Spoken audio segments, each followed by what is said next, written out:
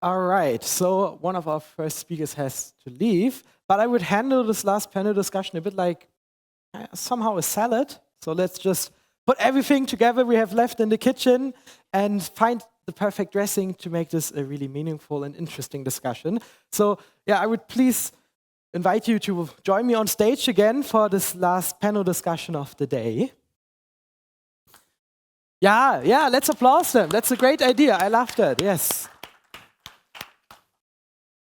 And right, yeah, we have a lot of spaces here. Feel free to join me. And it's actually quite nice because the first question I prepared for the original panel is a question that I think fits quite well for all of your topics. Because Teresa already mentioned in her talk that it's also an important topic to share all the information and knowledge we have about the different solutions. And in our pre-meeting, we talked about open source, not just for software, but also for like hardware solutions. Maybe you could elaborate a bit more on that and your perspective on this topic. Yeah, sure. Is the mic on? Can you hear me all right? Yes. Okay. Yeah, actually, open source hardware is something that I came across just a couple of years ago. I never really gave it a thought, but since then, it's really, when you look at what the open source software movement has been achieved, is that really, I think there was an MIT study that said probably by a factor of 4, it had reduced the average cost of software. So it was making software way more accessible, and I don't know, I don't have to pitch open source software to you. But really what I'm trying to say is I see absolutely no reason why we shouldn't also be able to have an open source hardware movement saying like that more and more people basically freely give away their plans, their designs of hardware systems so that people can branch it, develop it further, and can really be more like a collaborative development of hardware. I could also bring some arguments why there would also be business cases for that, but I don't want to keep on talking forever. So. All right, yeah. So any takes on that from your perspectives, from your companies? Sure, I could jump in. So my name is Kai Koine. I'm from AFB, and I think what we see right now on hardware is a problem that we have the big problem, like you just mentioned, the Europalette part, where everybody knows how to repair this thing. So there's a public knowledge about it. And right now the tech companies seem to keep all this knowledge or also start blocking repairs by software, for example. And it's pretty weird because I just want to mention one person that is very interesting because he's a big supporter of the right to repair movement. It's Steve Wozniak. He said, Apple wouldn't be there if we wouldn't have public available spare parts and things. He could have got the access to know how to work with electronic devices. So without this public access to electronics, like it was 50 years ago, Apple wouldn't be here today. And this is, I think, a pretty strong part to think about for the future for open source standards for hardware. Sure. The other takes on that? I mean, it's a wonderful collaboration tool, and I think it wonderfully combines what Leili and I have elaborated on. It would help us really get into this collaboration mode, so to speak, within Europe, but it's pertained or it's restricted by our fear of losing business models or cannibalizing business models. And we see, you mentioned Apple, we see how Apple is behaving today in a completely different manner as they were founded on, for a good reason, because they fear losing business. Yeah. On the other hand, we see other business rising. Your business is an example for that. Doing the stuff they don't do, repairing things that we don't own actually. If the repair movement says if you can't, you don't own it if you can't open it, and it's true in a way, because if a product is broken just because you can't repair it, it's actually not broken, but it would be like easier if you could open it. And there are companies that are hacking the system, but an open approach would like foster and catalyze the transformation I was talking about by light of speed.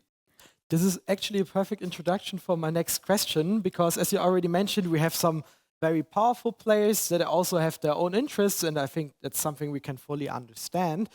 But I'm always wondering, we have so many different new alliances dealing with sustainability. We also, I mean, this conference is also organized by Sustainable IT.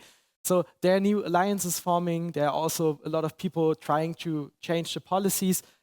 Do you have any examples of these alliances, of these NGOs and lobby organizations that are really successful in the things they're doing? Who are your favorite collaborations?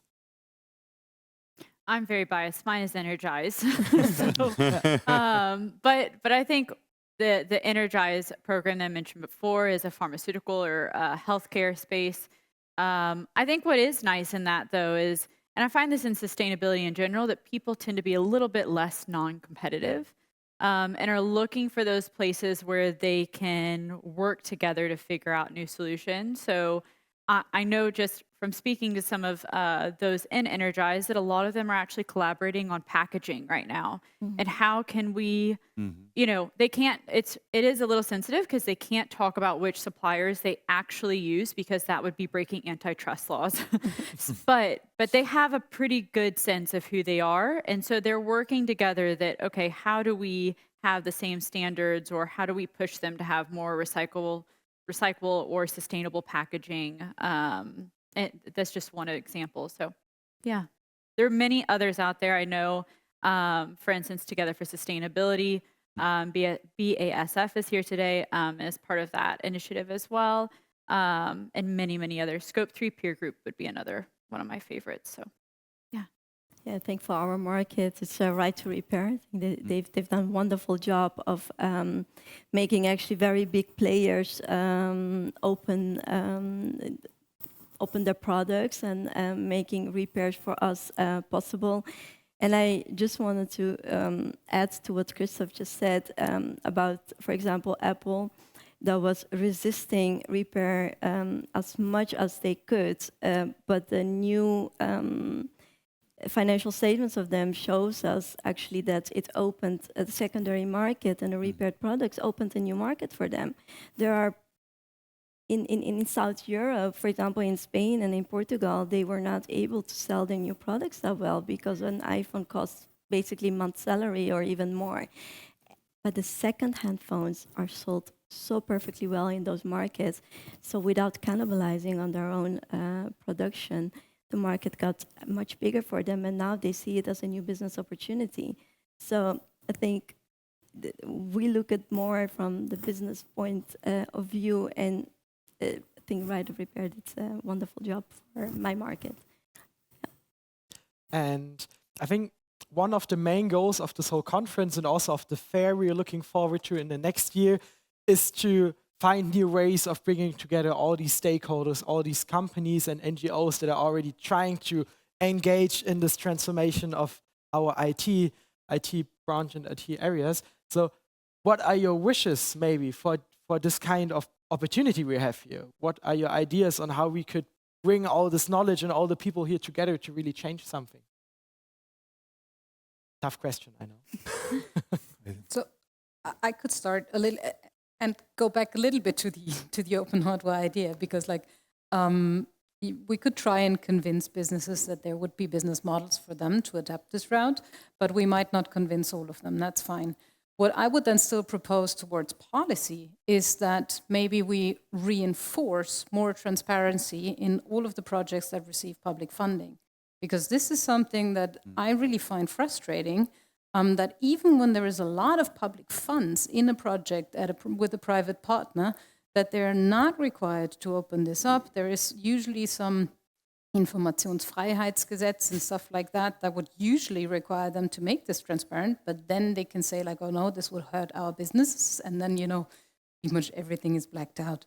And I think this is really something where we could change policies, that we reinforce transparency whenever there's public money involved, because I really believe that if the public gives the money, they deserve, you know, to know where it goes. Any concrete policy in mind that's really getting on your nerves? Oh, like a ton of them, but I don't know if I want to go into too much detail here. Like, I don't know, but one example would be like steel manufacturing. I've been talking about hydrogen, right? And ThyssenKrupp in Duisburg, for instance, they received 2 billion in public funds, like from the Habeck ministry. And we don't know the details of these contracts, right? And this is 2 billion euros that they have received. And we really don't know, what exactly they need to achieve in order to get this money, keep this money. And yeah, this is what I would like to see changing. Good example. How about you others? I mean, for me, it's always about, like, as we're here today, it shows that there are people interested by getting this transformation really going. But still, it feels sometimes a little lonely. And if we look in this room, we can feel lonely. I don't feel like lonely because I know there's more. But I would wish for, like, really activating all those sitting there, feeling maybe helpless or overwhelmed by what is happening, let's say, in the legacy industry, as I learned today. I like this term.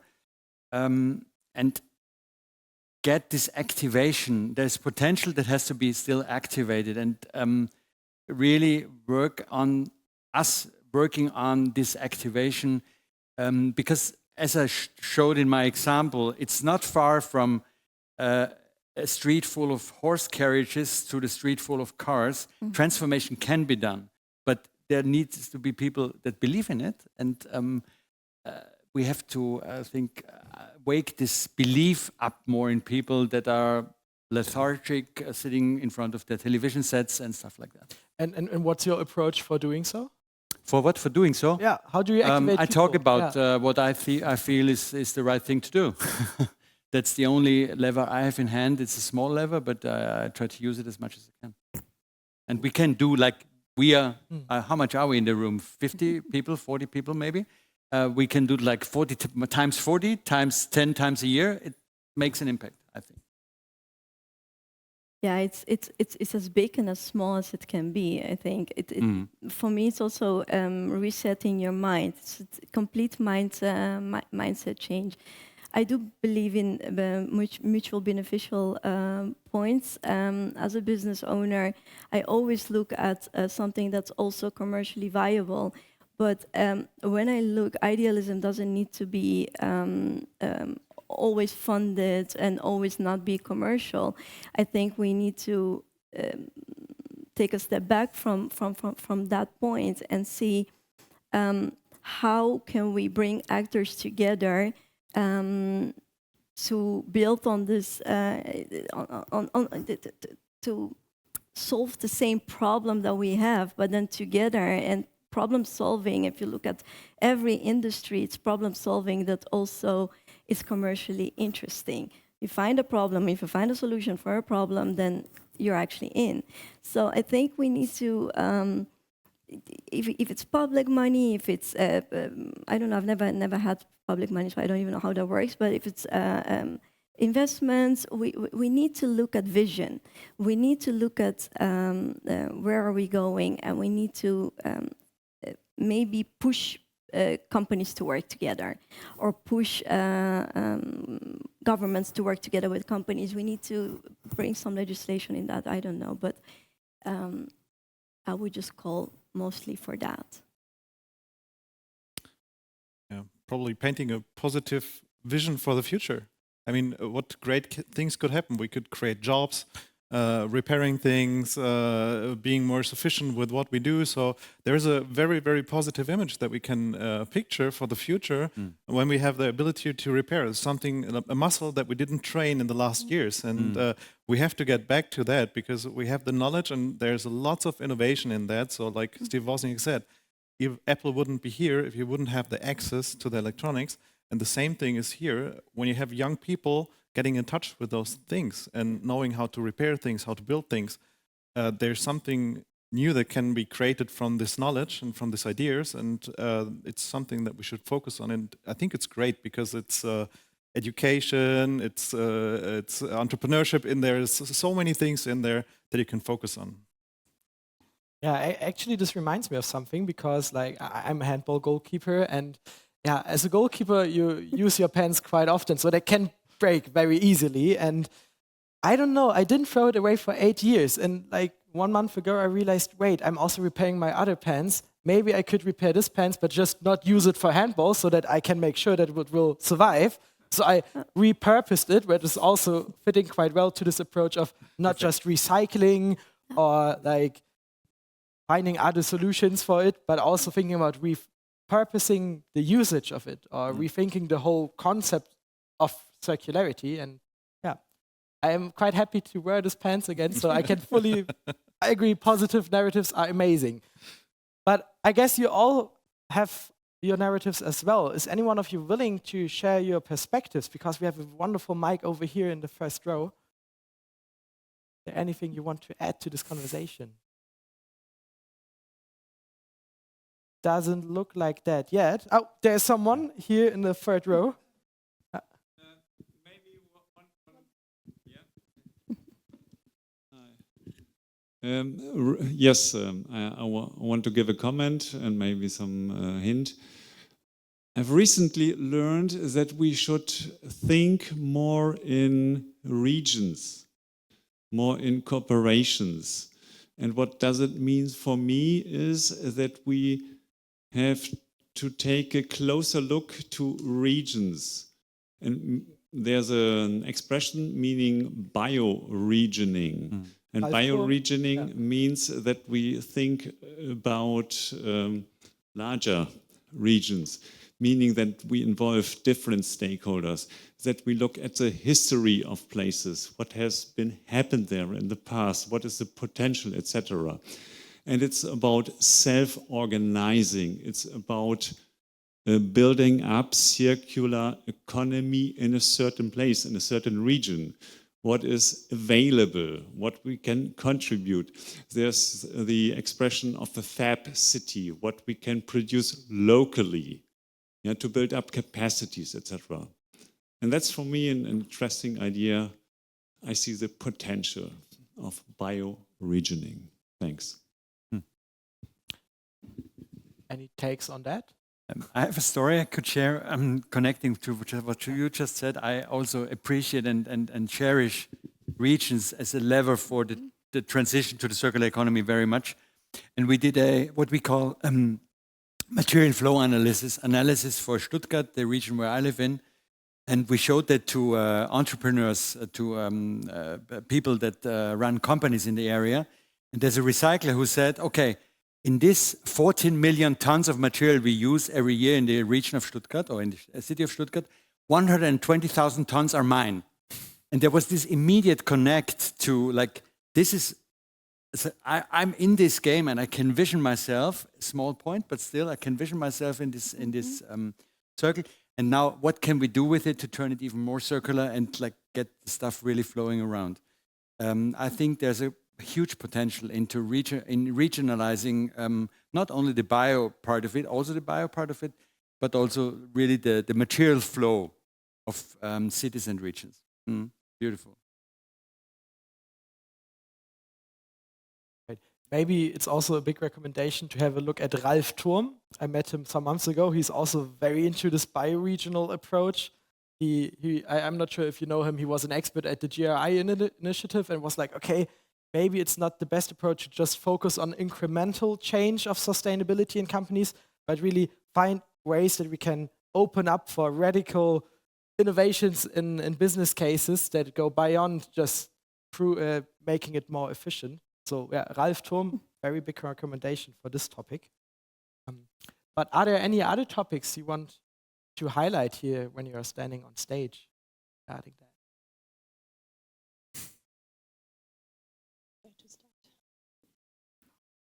Because if that's not the case, and if we don't have any other questions from the audience, I think this is also a great point to end. And I really thank you that you stayed here and that you had these wonderful presentations. I really love that we had this whole panel discussion now. I think this is much more interesting than just staying in your silos of topics. So thank you very much. Thank you as well. Yeah, applause, right?